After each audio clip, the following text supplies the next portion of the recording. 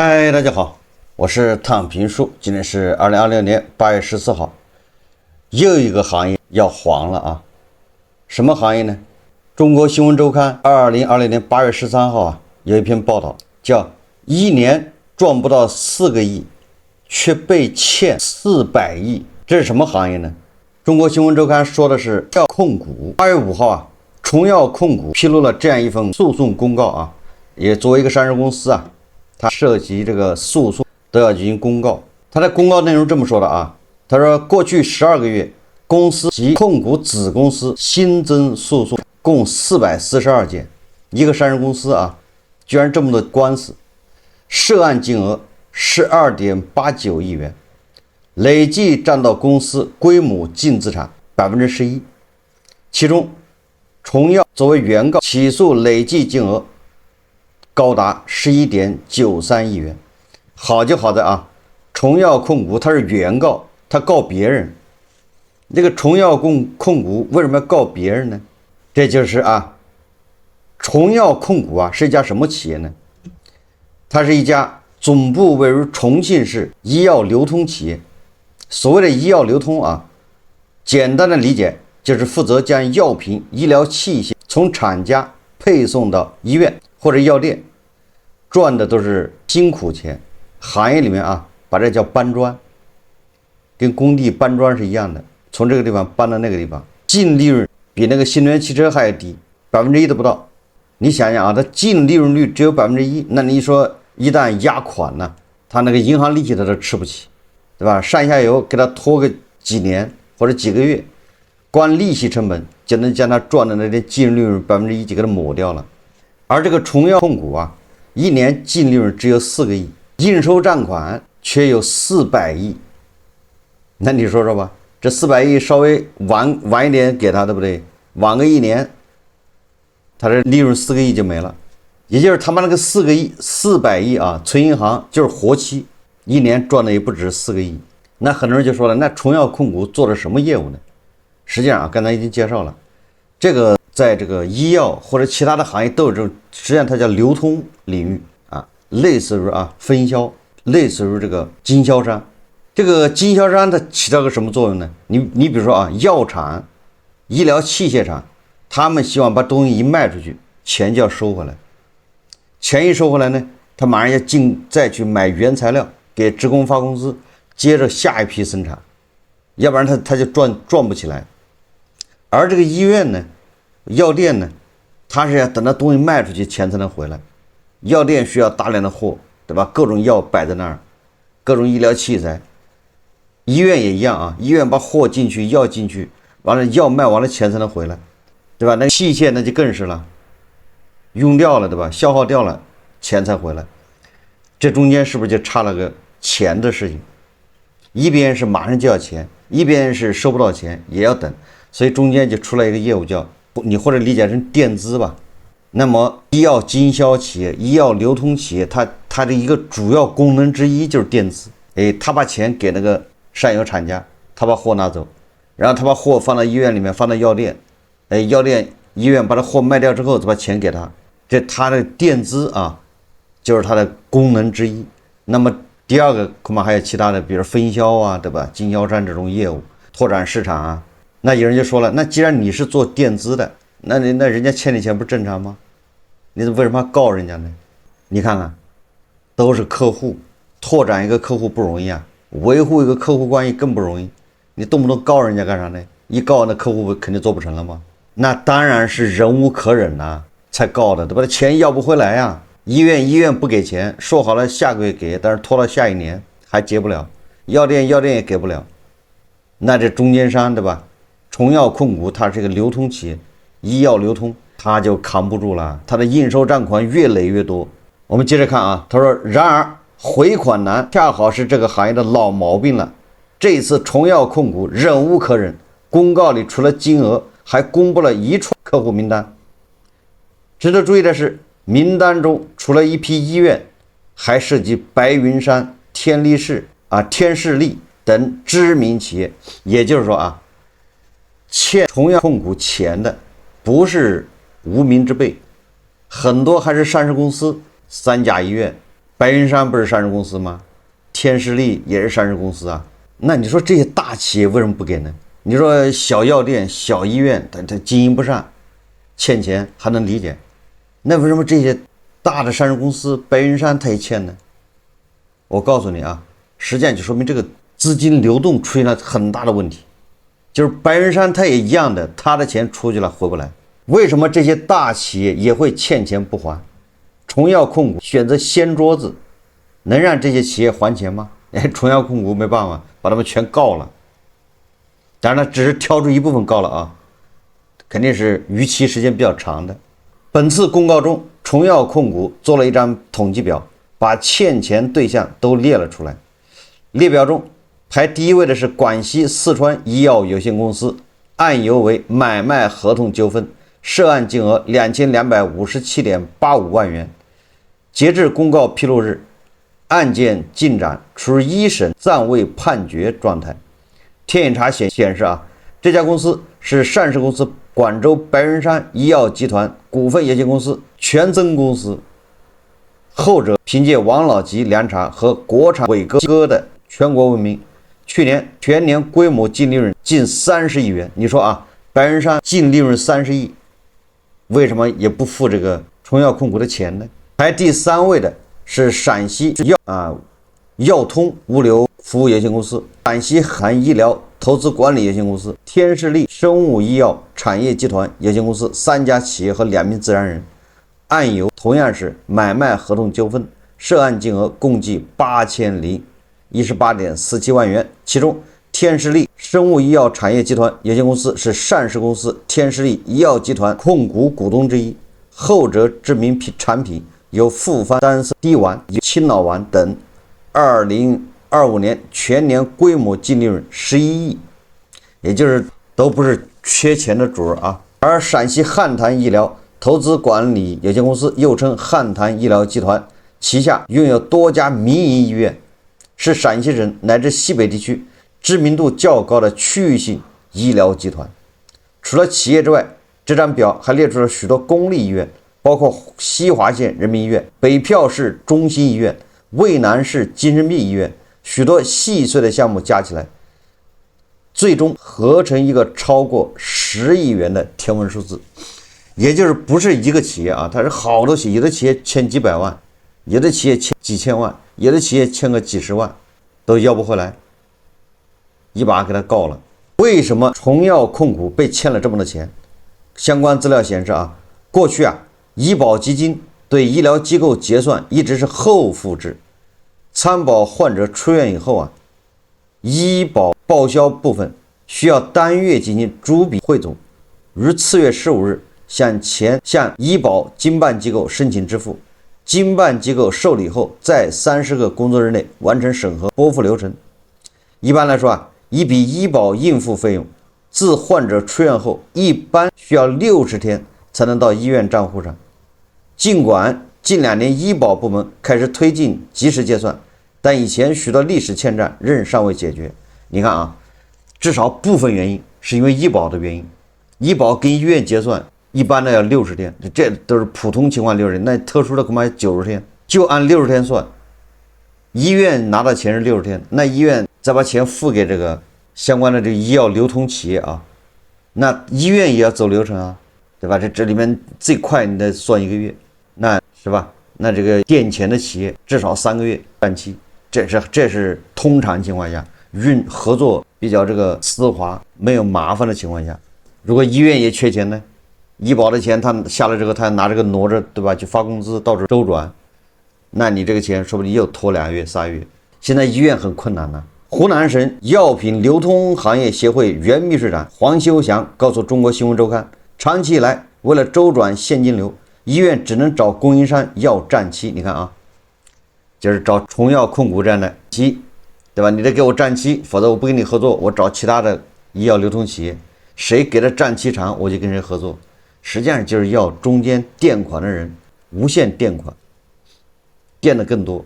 過去流通企業為了搶市場，往往又樂意主動墊資，在行業上行期，這套打法還能維繫，但到了下行期，賬期換來的就不是市場，而是一堆壞賬。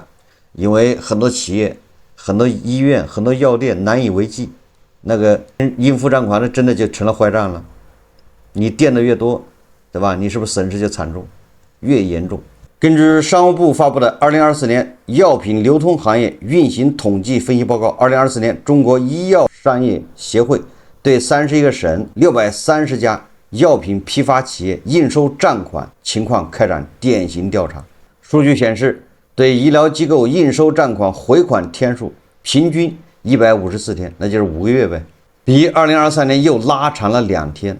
這意味着企業發貨後平均要5個月後才能拿到回款，而在一些基層醫療機構，這個周期甚至可能超過1年。所以說啊，供應商這個佔期的問題，不光新能源汽車有啊，各行各業都一樣。這個行業通病在崇藥控股身上體現得淋漓盡致。作為西南地區醫藥流通企業龍頭，崇药控股營收從2022年的678億元增長到2025年的825億元，这增長了10幾%，但是啊，規模淨利潤只有3.87億元，算下來，淨利潤率只有0.46%。也就是說啊，作為這個醫藥流通企業啊，它講究的是錢要賺得快，對吧？資金在手上要賺得快，它利潤低啊，利潤低，對吧？那你1塊錢在手上，1年賺4回啊。那你說0.46%還可以，如果1年只能賺1回，就是到了一個醫院把你壓住了，明年才能給你，那你這就虧錢了，是不是？但是現在的行情是什麼呢？是醫院、藥店都在要賬期，還要加長，那你的資金周轉率就要下降，你這麼低的毛率就幹不下去了。以前生意好的時候，這個行業向上發展的時候，你低毛率、高周轉是搞得下去的。現在是低毛率、低周轉，就是死路一條啊，模式玩不下去了。與此同時，公司的應收賬款卻在持續增長，就是應收賬款增長越快，賬期越長，它是不是周轉就越慢？2022年至2025年，崇藥控股的應收賬款從285億元增長到了361億元，佔營收比重一直在40%以上。截至2026年第一季度，這個數字已經膨脹到400億元，也就是惡化了，對不對？2020年1季度它就應收賬款就是400億了，相當於當季營收的2倍。應收賬款是它的營收的2倍，那你說你做100塊錢的生意，結果你在外面壓的賬是200塊錢，你說這還玩得下去嗎？不光欠賬總額快速增加，收回難度也越來越高。2025年崇藥控股1至22年應收賬款增長了50%，達到了40億元，和2022年15.3億元水平相比，更是翻了1倍還多。2年佔領的就40億，就是欠了2年沒給，那你說還能要得回來嗎？在公司連續好幾年的財報中，都有這樣一句略顯無奈的表述：伴隨公司業務的增長，應收賬款基數進一步增大。鑑於公司在西部地區收入佔比較高，受區域經濟條件的影響，公司應收賬款回款周期有所延長。西部地區是吧？那欠發達，經濟是不是更要差一點？那你的這個應收賬款回收那就難度更大。黃修祥指出啊，崇藥控股將起訴公告昭示出來，除了想要應對自身的財務問題，更是意在發出一個明確的信號，主動打破行業潛規則，改善整個行業的現狀。這有什麼用呢？你以為你告了人家你就能改善是嗎？欠錢的單位都是走投無路才欠的，不是說他故意就要欠你錢不給。基本上对吧，那些醫院那些药店他都是无米下鍋了。哎，这些像那個《紅樓夢》裡面对吧，榮國府、賈府啊，都是要面子的啊，後面借錢不還，那都是走投無路了，沒辦法了。所以說既然是沒辦法了，你告了就能好是嗎？然後別的企業一聽說，哎呀，你玩真的，你要告我，我趕緊把錢給你付了吧。沒這一說啊，你一告還要1年呢，然後人家再來個，對吧？二審上訴又得要1年，那就賬期更就增加2年。大家想一想是不是道理？崇藥控股面臨的困局確實不是獨此一家，所以崇藥控股啊，它是醫藥流通行業裡面一個典型案例。實際上是醫藥流通整個行業玩不下去了，不是他一家这樣啊，按營收規模計算，醫藥流通行業排行前5的企業都是上市公司啊，國藥控股、上海醫藥、華潤醫藥、崇藥控股和九州通或多或少都面臨應收賬款的困擾。據統計，2025年醫藥行業 A 股上市公司應收賬款排名中，上海醫藥以823億元居首，崇藥控股361億元排第二，九州通289億元排第三。此外，國藥控股和華潤醫藥都是港股上市公司，應收賬款水平在1000億級別。那崇藥是400億，國藥控股和華潤醫藥都是上1000億的啊，應收賬款了。那你說什麼時候爆雷呢？黃修祥表示啊，之所以欠債問題具有普遍性，除了前續醫院的回款慢、行業搶市場之外，某種程度也是因為流通公司總有維護客戶關係的顧慮，不敢真正的撕破臉。不過這個顧慮啊，如今正在被一系列因素率先打破。首先是身份的改變，2025年崇药控股股份有限公司正式加入通用技術集團，從地方國企變成了央企子公司。母公司對資產質量、資金使用效率、盈利能力提出了明確的約束。今年7月13日，通用技術崇藥控股召開2020年半年工作會，明確提到要聚焦應收賬款清收，與扭虧攻堅，高度關注，逐步降低應收賬款風險。也就是崇藥控股是央企，現在已經身份變了，以前是地方國企，現在摇身一变变成央企了，央企的子公司嘛，孙公司。這恰恰說明央企也不容易，也要賺錢，對吧？央企也不是說地主家也沒餘糧，不是隨便霍霍。加入央企以後，反而還要求你把錢給要回來，開始考核了。早在去年7月，崇藥控股就發過一則關於累計訴訟仲裁案件情況的公告，涉案金額共計11.6億元，被告包括天津天士力大藥房連鎖有限公司、廣州市製藥股份有限公司、鞍山市結核病醫院等。在黃修祥看來啊，這幾次掀桌子體現的正是母公司上級考核優先於傳統商業關係維護的新局面，也就是央企啊翻臉不認人，什麼客戶關係啊，咱們現在要的就是 KPI， 就是錢，就這意思。該翻臉就得翻臉，該掀桌子掀桌子，不給錢就告他。儘管短期的確可能影響部分客戶關係，但畢竟很多賬款已屬歷史欠賬，繼續維持關係收益有限，還可能觸發母公司追責，不如趁此機會徹底整頓一下商業模式。這個商業模式不是你想整頓就能整頓的啊！我剛才已經說過了，這個醫院、藥店欠錢，他也是沒辦法。醫院誰欠他錢呢？醫保欠他錢，你能把醫保給告了嗎？你告醫院有什麼用呢？醫院反正沒錢。甚至這些年，公司一直要靠對外融資來維持經營周轉。今年3月，崇藥控股發布公告稱，2020年度擬融資205億元，子公司擬融資289億元。關於資金用途，相關公告中的措辭是為保證現金流充足，滿足不斷擴展的經營規模，以及為保證其業務順利開展。你看啊，也就是應收賬款拖欠已經影響到崇藥控股的這個經營了。那他經營沒錢怎麼辦呢？又去借融資，要麼就是這個金融消費者有大愛捐款，二級市場他就發股票啊，募集資金啊，這資金就是金融消費者有大愛送的嘛。送完这個崇藥控股拿它再去墊到各個醫院，各個醫院也還不了。這你看最終還是有大愛出錢嘛。有大愛他是看着這個股票要漲，以為你看看多厲害，不知道自己在出錢幫人看病啊，自己有病不敢看，沒錢看，但是他會捐款替別人看病。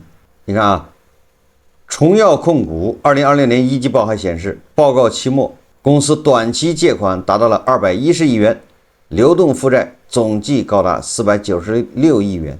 在業內看來，崇藥控股此次掀桌子，或將標誌着整個醫藥流通行業過往的商業模式都會被改變。黃修祥分析啊，本次事件的影響可以分為短期和中長期2個層面。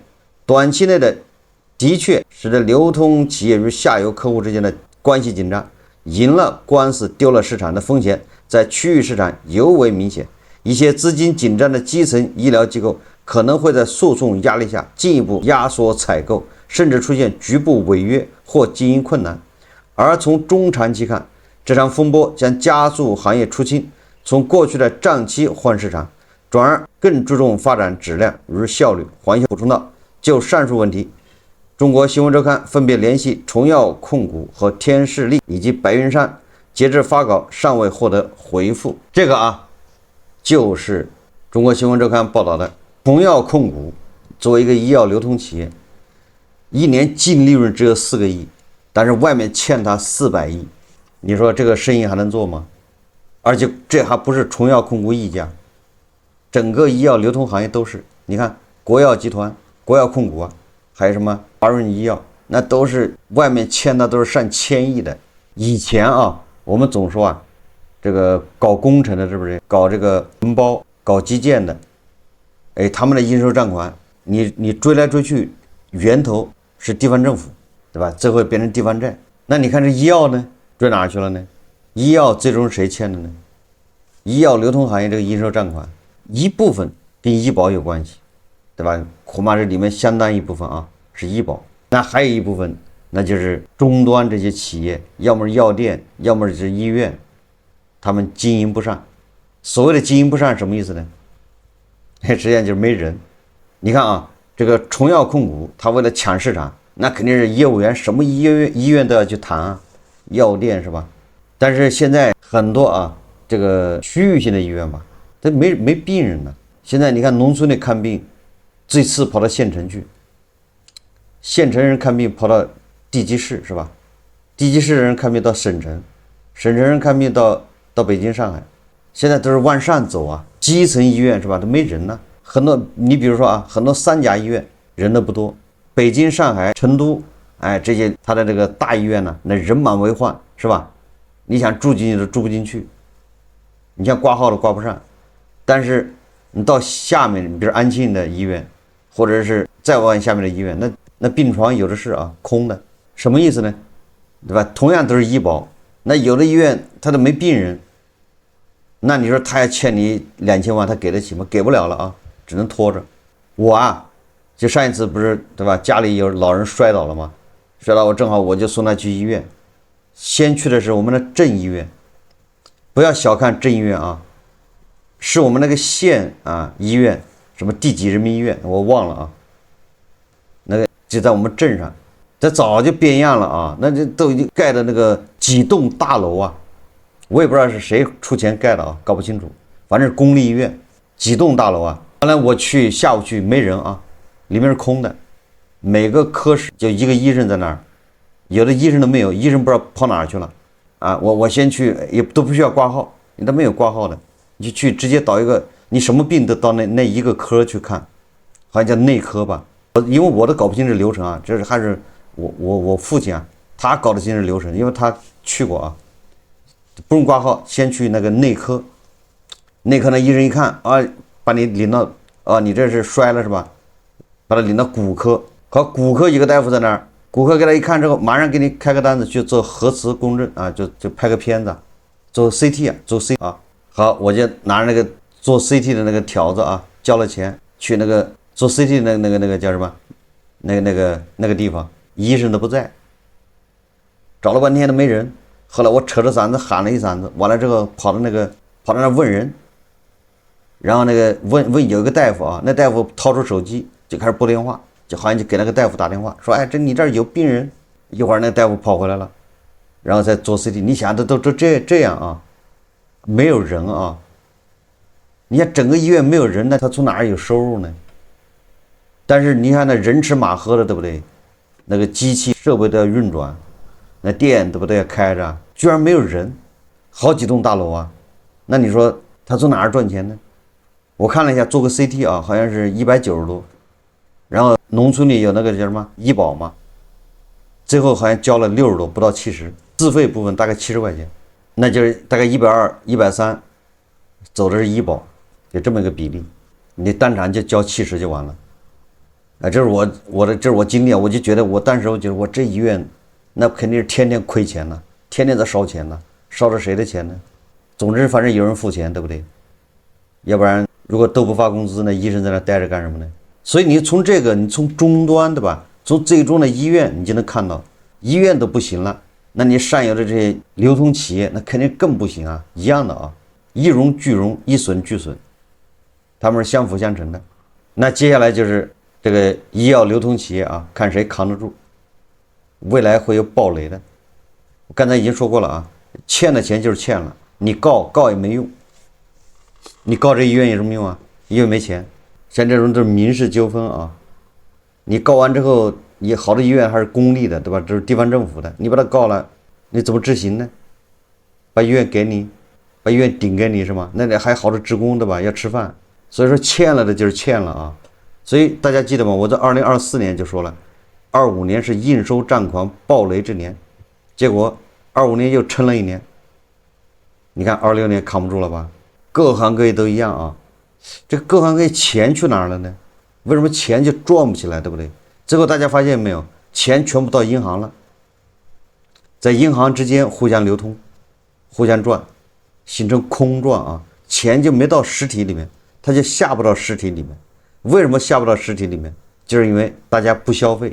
第一個啊，最主要是不消費。第二個，消費觀念变了，消費觀念變了，對吧？就剛才說醫療呢，人家就去那個大城市了。各行各業缺錢啊，然後這個錢大家把它全部存到銀行去了，大家不約而同的往銀行存到銀行，但是大家也不願意去貸款拿出來花，或者貸款出來，对吧？開展新的業務。銀行的錢在銀行金融機構之間空轉，所以好多人說放水，你怎麼放？你再給銀行借錢，央行逆回購有什麼用呢？你再逆回購，央行的那商業銀行不需要錢呢，你放給他，他放給誰呢？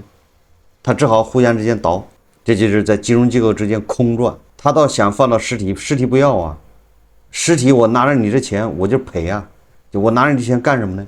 擴大生產是嗎？扩大生產賣給誰呢？你看是不是這個問題啊？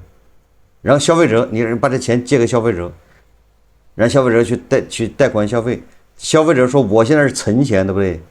存錢養老，存錢防止下崗，存錢防止失業，你還讓我貸款消費，你這不是背道而馳嗎？這是傷口上撒鹽吶，是不是這個道理啊？所以說啊，你看那存款是越來越多啊，你就發現實體經濟裡面錢就它在抽走了啊，錢像水池在那被抽乾，實體裡面，所以導致很多企業暴雷。你說崇耀控股，它也賬面上看它挺好的，它不是缺錢，利潤1年4個億，這個完全可以玩下去，生意可以做下去，但是實際上它做不下去了，就是因為應收賬款回不來。這不光是醫藥流通行業，對吧？剛才咱們說的那個新能源汽車也一樣，其實各行業都一樣啊，只要有經銷商的，哎，都是要墊款，墊款就是錢回不來。所以呢，你看那個 4S 店為什麼全在關門啊？有沒有發現？寶馬 5S 店、BBA 那 4S 店全部在關門，什麼廣匯汽車是吧？還有什麼 4S 店都在成批倒閉啊？為什麼 4S 店實際上就是跟那個醫藥流通行業是一樣的，它是墊錢。他把錢要給那個汽車廠商，汽車廠商就相當於我錢回来了，我車賣掉了，只不过這個錢，只不過這個車是真的到了消費者手上，還是在 4S 店那壓着的，他不管，那 4S 店只好自己去銀行貸款，把那個車從那個整車廠商給他提出來，然後自己想辦法去賣，不都是這麼幹嗎？為什麼 4S 店關門啊？賣不掉車，這一套玩不下去了，就是消費者不買，對吧？國內這個銷量是每個月的2位數下滑，7月份啊，新能源汽車7月份整個的乘用車下降了13%吧，13%已經是連續第10個月在下滑，而且是2位數下滑。你說這那個燃油車那下滑的更厲害，所以 4S 店為什麼都在倒閉啊？ 4S 店車賣不掉，就和那個醫院很多小醫院沒人去看病一樣。你連去看病的人都沒有，你哪來錢呢？這是第一個啊。第二個，好的醫院，3甲醫院，有些3甲医院人挺多的，但是他也沒錢，為什麼呢？就是醫保把他錢扣了，壓着的，他也周轉困難。你看啊，所以說你看，不光是一個行業，各行各業都一樣啊。為什麼經濟到這一步呢？後面你說這一步怎麼解決？實際上年紀大一點應該知道啊，上個世紀90年代叫三角債，現在實際上就是三角債。而三角債的源頭就是过去三角債啊，是企業之間簽的，確實是企業之間簽的。90年代啊，那三角債，但是現在的三角債，你源頭啊，你追下去是政府，你無論是醫保，對吧？還是那個什麼大基建，還是最終都是政府啊。醫保也是後面也是政府，這個大基建是吧？最後一看也是政府缺钱，政府欠你錢，是那什麼城投啊，他們搞的那个工程沒錢了。所以你穿透下去啊，那政府沒錢是什麼原因啊？那就是地賣不掉唄，過去那一套玩不下去了。以往對吧，欠錢不要緊啊，我這地賣2塊就夠了，錢就回來了，對不對？現在地你賣給誰啊？賣不了了，沒人買，開發商不買地。過去啊，這個地方政府刷單，讓城投去買地，然後把地再倒給銀行，押給銀行，從銀行掏錢出來花，這個也玩不下去了。因為你城投拿的地太多了，已經從銀行拿了太多的錢出來了，都還不上。你現在還去拿着地去跟銀行去借錢，借不了了。現在不是化債嗎？地方債給那上面封死了，你不能再這麼玩了。那你說政府怎麼辦？地方政府沒錢。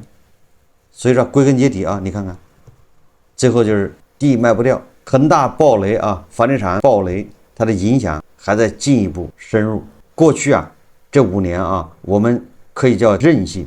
什麼叫韌性呢？就大家每個人都扛一點，好像還能扛得下來。現在真的扛不住了，扛到頭了啊！韌性它也有到頭的時候嘛，它不是無限制的，對不對？所以一旦到頭呢，最後就崩啊！你看崇耀控股的也扛不住了，它就告了，開始告了之後呢，錢拿不回來，你呢還能扛多少天？最後就是只能啊申請破產。你看他外債借了300億。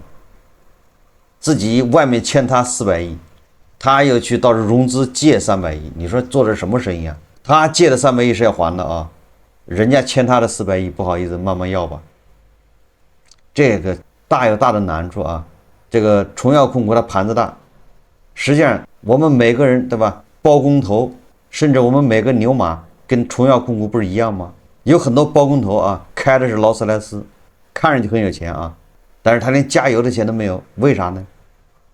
他沒有現金流，別人欠他4000萬，對吧？他欠銀行2000萬，他欠那個農民工幾百萬，他如果把這錢一付啊，他把應收賬款拿回來，把他的欠債一付，他手上至少還1-2千萬，他是有錢人，但是不好意思，你應收賬款就是要不回來，但是啊，你欠農民工的錢你得給，你不給，地方政府就找你，公安就去找你，你欠銀行的錢得給啊。對吧？你欠銀行錢不給你，徵信就花了，你就限高，對吧？大量的人都是處於這種狀態，賬面一看好像還有錢，是有錢人，但實際上呢，他比窮人還窮，加個油都沒錢。今天跑這兒跟這個朋友借點，明天跑去跟那個朋友借點，就這麼耗，都一樣啊，大的小的，大到上市公司，小到個人，都陷入這種困境。到底什麼原因導致的呢？為什麼錢就沒了呢？為什麼錢全部在銀行？這就是出問題了啊！所以今天通過這個中國新聞週刊它的報道，對吧？一個上市公司啊，自己借300億，外面欠他400億，然後一年利潤只有4個億，你這實際上就在盈虧平衡線上在走鋼絲，這還能走多遠呢？好，這期節目我們就聊到這裡，感謝大家收看。如果喜歡我的節目，歡迎訂閱、點讚、評論，謝謝大家。